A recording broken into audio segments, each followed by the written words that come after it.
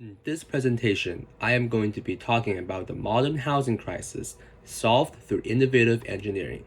First, my name is Jason. I'm currently a 12th grader at Troy High School.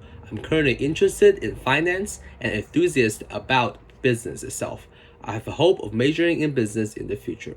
I'm currently an active investor in the stock market itself. In today's presentation, I'm going to first talk about the housing problem, the housing solutions to the problem, and the conclusion itself. First, the modern housing crisis. Housing is a basic necessity of the modern society, like any food, water. It's an individual's home, it's a place of comfort. However, the cost of housing have been increasing rapidly throughout the recent years. An average median income of a single family household could no longer catch up with the increasing housing prices. More than 38% of the renters are rent burdened. Rent burden by definition means they're paying more than 60% of their monthly income towards rent itself.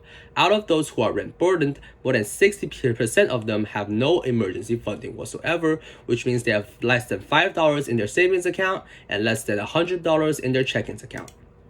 So next, let's talk about the cost of building homes. A house's cost is primarily based on three categories by definition: the material cost, the labor cost, and the lot cost, which means the land cost itself. On average, 4-bedroom houses in America cost around $390,000 to construct, excluding the land cost itself, or an average around $160 per square foot a home. An average material cost for the house is around 55% of the construction cost, which is around $50 per square foot, and the labor cost is around 35%, or more than $30 per square foot. With the modern society standards, an average American house is around $313,000 to buy. However, in many metropolitan cities where population have increased significantly, for example, in New York City, the single-family home is around $650,000 and even over $1.3 million in Manhattan area. Over the past few years, housing affordability have declined for low and extreme low income renters. According to the U.S. Census Bureau, the current U.S. median household income is around $63,000, which is completely behind the average median home cost. Moving on to why housing is a necessity. There's many different consequences for homelessness itself. For example, if you're homeless, you have no job opportunities, no bank accounts, since you can no longer afford to go to interviews and you cannot provide an address for the bank itself. There will be unstable living conditions and cannot meet basic daily necessities, and you can't receive direct government funding. Moving on to solution 1, modular construction. For modular construction, is the way of constructing homes by using factories. However, we are not doing that in today's standards. Each individual's home we live in today are constructed uniquely with unique designs and materials constructed on-site completely. There's many drawbacks to such non-linear construction methods. There's longer period of construction since each house is unique and each requires a complete new planning and blueprint, which increases the planning time. And it also increases the cost of construction since it increases the labor cost and it needs more work on site, therefore wasting more materials, which have a definitely harm on the environment itself. Now let's move on to linear construction methods, which is what I'm introducing today. Using prefabrication methods, a large piece of a building can construct off-site itself, utilizes factory linear manufacturing, which is taking advantage of that can significantly decrease the housing price itself. If many of the modern society items like phones, speakers, computers are manufactured using linear manufacturing, which completely decreases the price of the item. Large pieces of a structure can piece together to form the final building on site, which then greatly reduces the cost and labor for constructing such home or buildings. Modular building method, there are the 4 steps. First, steel frames or the frame of the building itself are constructed on site. Modules and they'll built in the factories using linear manufacturing and prefabrication method. Each module is built with piping, electricity, and ventilation to save time, and therefore modules are pieced together on site to save labor cost and construction time itself. Now, let's talk about the benefit of using modular construction. Many of you have may heard of prefabrication since it's used in the news recently for the city of Wuhan constructing a 1,000-bed hospital and with housing 1,400 staff in just 9 days using prefabrication modular construction method.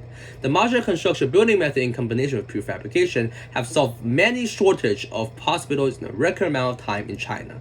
Therefore, it's proven prefabrication with combination of modular construction method can easily decrease the labor cost and time for any construction or any building itself, which then greatly reduce the cost of housing. Modular building does not interfere with zoning regulations, therefore contractors do not have to worry about new zoning regulations, and it also takes advantage of prefabrication method as mentioned before. Here's the example of 461 Deng Street in New York City taking advantage of prefabrication and modular construction method. As you can see in the picture itself, each module is equipped with power lines, power cables, piping, etc. to reduce the time of constructing on site. Next, let's talk about the second solution, which is energy efficient materials. So, energy efficient materials are reusable and sustainable materials that can be used to construct a home, materials that can be completely or partially recycled or reused, which then can greatly reduce the material cost of the home, since it decreases the need for using raw materials that generate more expensive than recycled materials. So, which is the benefit of using energy efficient materials? Decrease the need for raw materials, as I mentioned before, which can decrease significantly the cost of materials using recyclable materials. Bringing down material cost, decrease the repair and maintenance costs, since usually energy efficient materials only require recycled materials to be repaired, therefore, again, decreasing the need for raw materials itself, which have beneficial to the environment, protects our earth as a long term.